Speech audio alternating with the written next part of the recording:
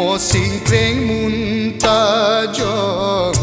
ne nang lo po nang long apor non malong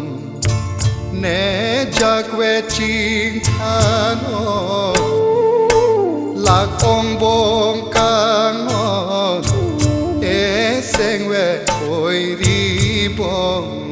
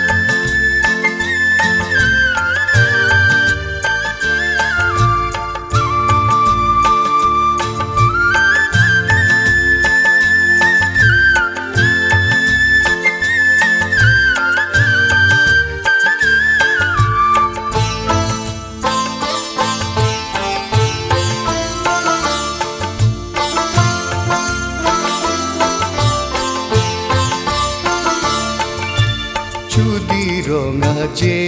alo malina dap ka che to che than run bo che atro seng te ne ri bong kan hon chu di ronga je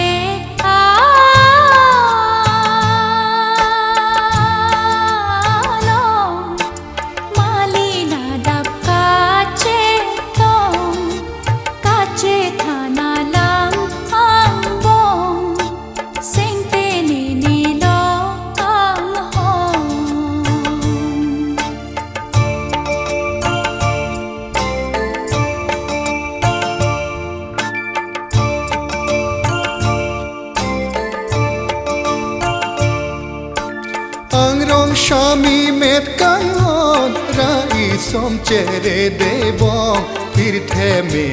non malom hok pet le som dun de bong angrong thare po sing long mong we lang no chere non pir the me non malom hok pet le som dun non bong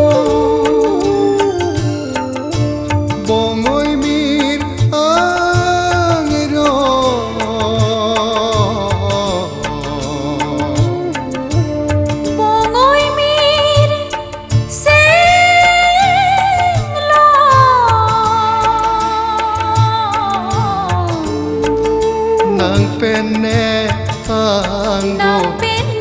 run boche akro mo sing kreng mati jo le ing tu nang poro